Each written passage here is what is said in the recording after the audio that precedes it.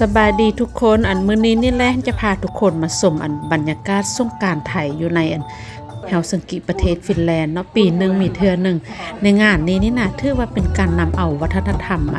ของไทยมาสู่ประเทศฟินแลนด์แล้วก็มีผู้คนเข้ามาร่วมงานหลากหลายที่สุดเลยเนาะอาหารก็มีหลายอย่างแล้วก็มีการแสดงที่แบบว่าเป็นแฟชั่นโชว์ต่างๆร้องเพลงมีหลากหลายขนาดเลยเดี๋ยวเราไปรับชมกันวันนี้อาตมาขอรบกวนเวลาสัก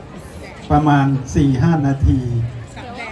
เพราะว่าตอนนี้ที่วัดพุทธารามเมืองนุรมิเยรวีของเราปีนี้เราจะจัดวันวิสาขบูชาผู้สาวผู้บ่าวที่เป็นเขายังน้อย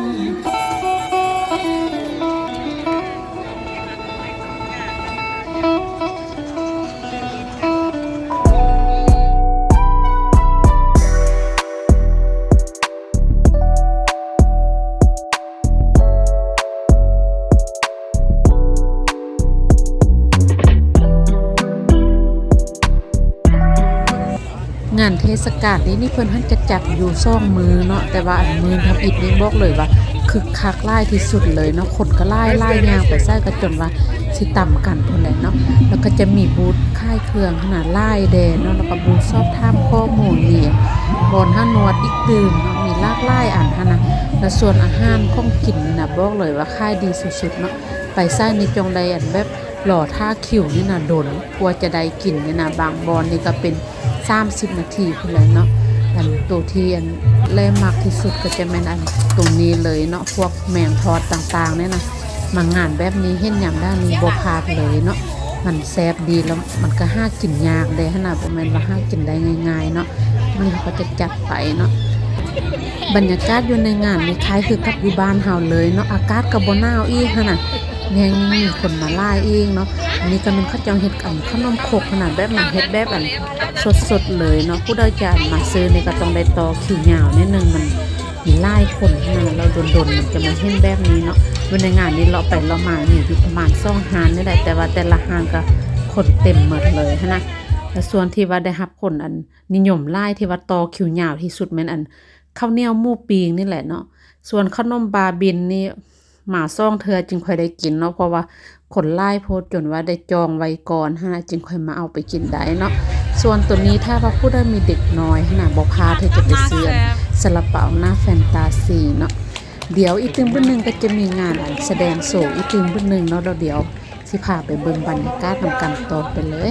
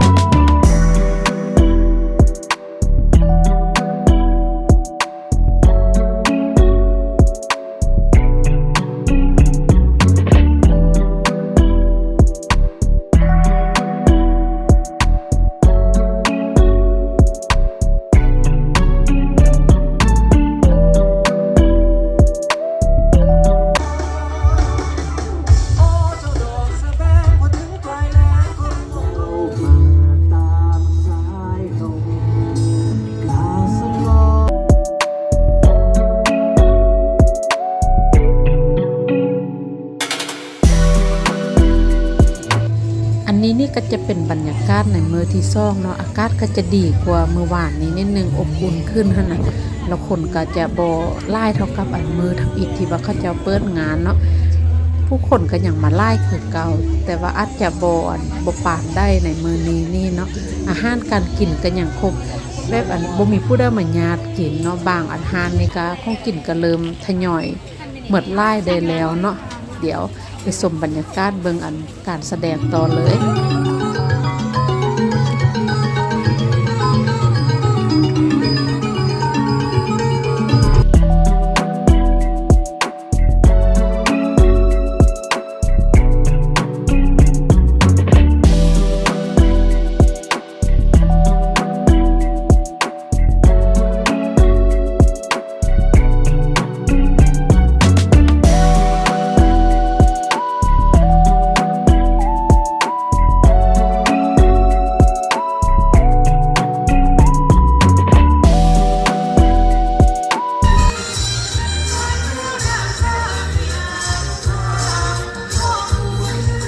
สิ่งที่แรกมักที่สุดขนาดบ่แม่นแต่เป็นอาหารเนาะหรือว่าการแสดงแต่เป็นการได้เห็นวัฒนธรรมของไทยที่ว่า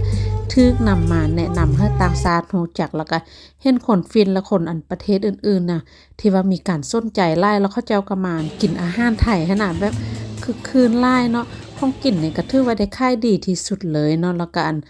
หลายคนก็มาสนใจในการเบิ่งการแสดงของวัฒนธรรมไทยหั้นนะมันหล่อท่าเบิ่งเป็นพิเศษเลยเนาะมันก็เลยว่าเฮ็ดให้รู้สึกดีใจหั้นนะที่เห็นที่ว่ามีความคึกคืนหลายแล้วโดยรวมแล้วงานตัวนี้นี่นะถือว่าเป็นงานที่ว่าม่วนแล้วก็อบอุ่นหลายเนาะมีทั้งอาหารแซ่บการแสดงที่สวยงามแล้วก็บรรยากาศที่ว่าเต็มไปด้วยรอยยิ้มหั้นนะเดี๋ยวเราไปรับชมบรรยากาศต่อไปยาวๆไปเลยเนาะ วันนี้ก็มีครอบครัวของคุณแบงค์คุณพ่อแบงค์กับคุณแม่ฝ้ายนะคะพร้อมลูกๆ